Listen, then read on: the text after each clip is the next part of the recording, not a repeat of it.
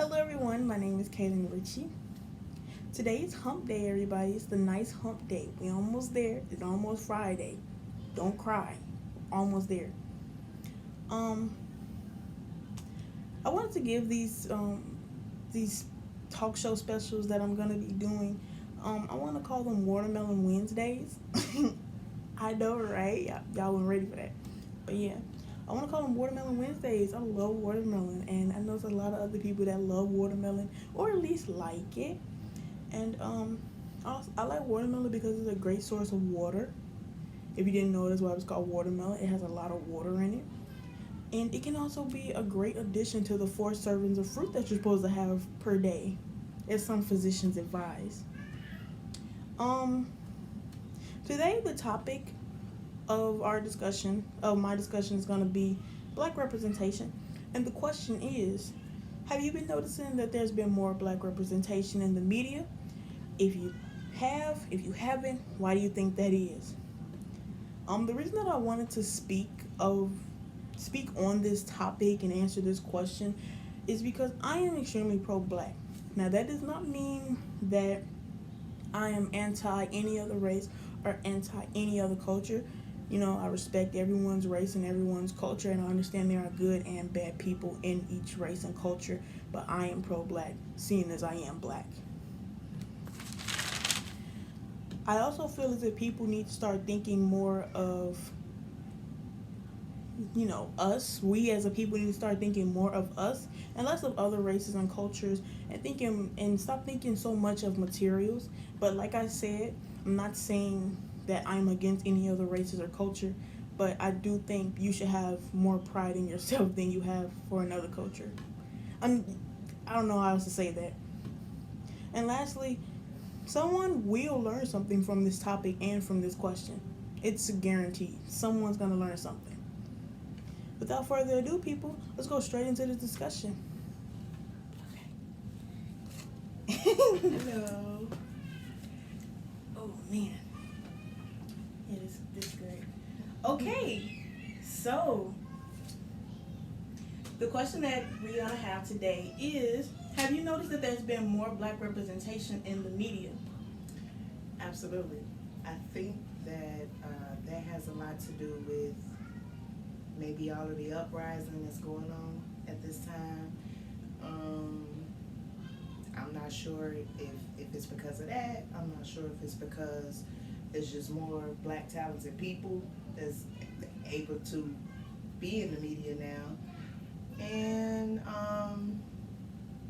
I just think maybe I'm focused more on that because I am black. But I'm not really sure. Haven't seen any, data about it, any statistics or anything like that. So just not sure. Okay, so I want to go back to when you said it's been a lot of uprisings. Which uprisings are you speaking about? Like, exactly what caused the certain uprisings to happen that you're speaking of? Because there's been a lot of uprisings. Yeah. Specifically, I'm talking about George Floyd once he got killed. Of course, there's been numerous multiples, whatever word you want to use. There's been lots and lots of killings before that, but I don't know what made that be so significant. I guess just like that straw that broke the camel's back. With this girl, Breonna Taylor. Well, she's not a girl. She was grown. Yeah, I think she's a woman.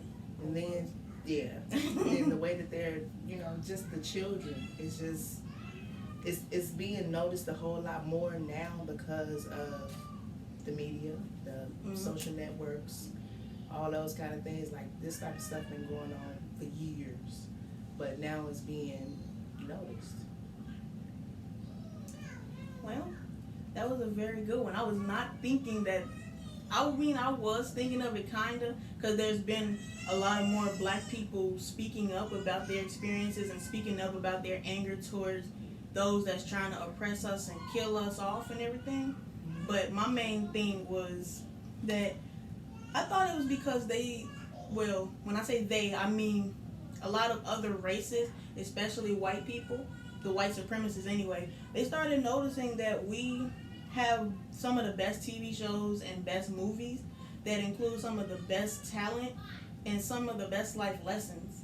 Just Go ahead. I'm sorry. okay, just to name a few is Good Times, all of the Tyler Perry movies, Roots, the old one and the new one, Hidden Figures, Selma, and Django, just to name a few. We all know these movies and TV shows, and if you don't, I strongly encourage you to go watch them after watching this. And while you're watching these movies and TV shows, go into it with an open mind. Don't think that, oh, well, that's not the way that I do things, so I don't have to listen to that. You need to keep your mind open to all of the situations and events that the movie's putting you in so you can understand what was going on during that time. Because if you don't understand what happened in your past, you're not going to know how to fix your future. Yeah. Yep. So, some of those movies and TV shows that I listed. Did you like any of those? I liked them all. I liked every last one of them.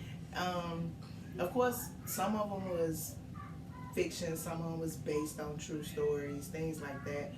I just kind of wish that we could see more like Django, more to we understand about the slavery and everything that happened. Yeah, they need to understand that. The youth need to understand about the slavery. Yeah, it happened. But at the same time, they need to be given an example of what to look forward to. You know, some type of strength, some type of hope, instead of just that was their faith and maybe yours as well. So, yeah, I agree with that, because a lot of these slavery movies, like, although they do give us a lot of information and they do teach us like what to watch out for sometimes, they do have a lot of slaves that's just like, this is the way it is, and if you just don't disagree with them, you won't get whipped. If you don't disagree with them, they won't take your baby. And it's just like, the more you give them that power, the more they can do that to you. But back to it, they need to definitely see slavery movies that show a slave that's not afraid to try to get their freedom.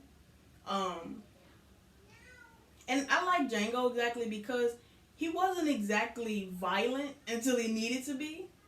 Or is that just me? Well, violent just seems like a strong, harsh word. I mean, that's a fact. Yeah, that's the definition of whatever. But I look at it like he didn't stand up until he needed to. He was quiet, relaxed, until it was needed. That's what I was trying to say. I know. Because you know how they used to say, oh, Harriet made all the slaves go with her with a gun. But I'm trying to like clear that up. Like Django, he didn't use a gun, he didn't punch, he didn't curse anyone out until he absolutely needed to.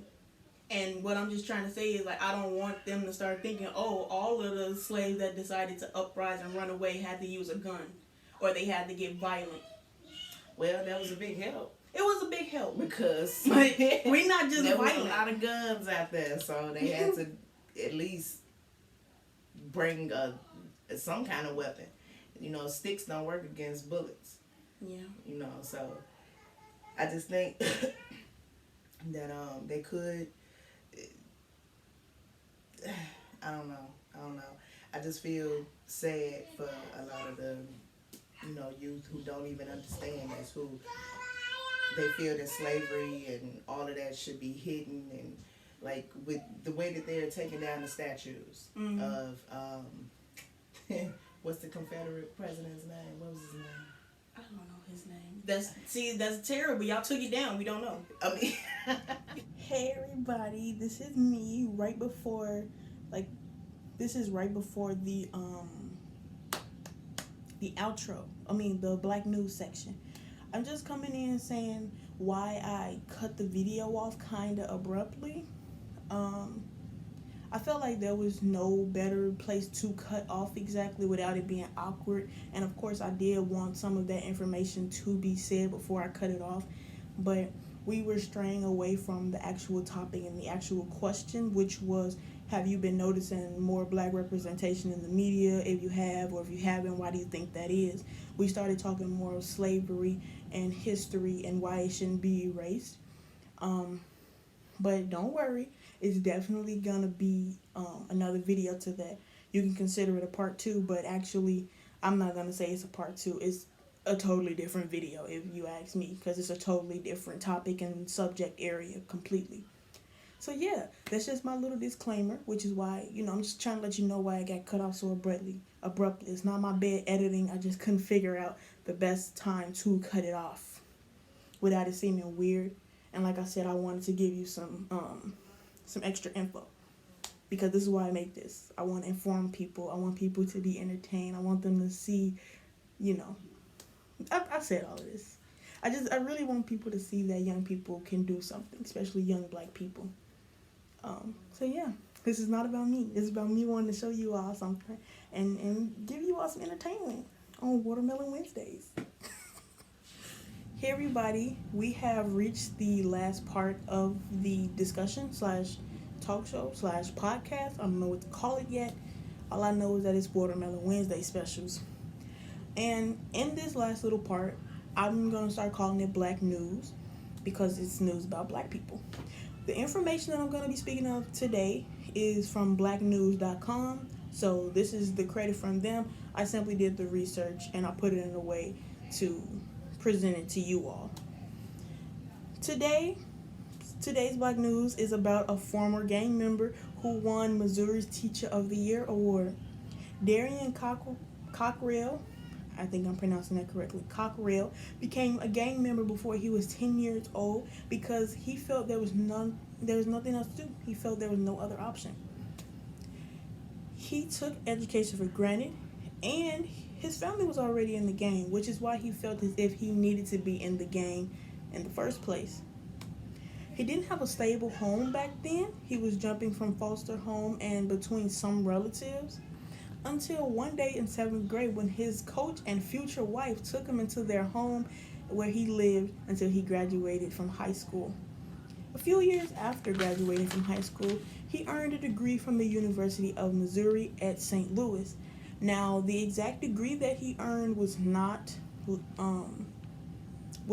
stated in this article, but I'm going to assume that it was a bachelor's. I'm not sure though, everybody. Cockrell now works as a physical education teacher at Crestwood Elementary in Missouri. He says that PE is just as important as social studies and science and math.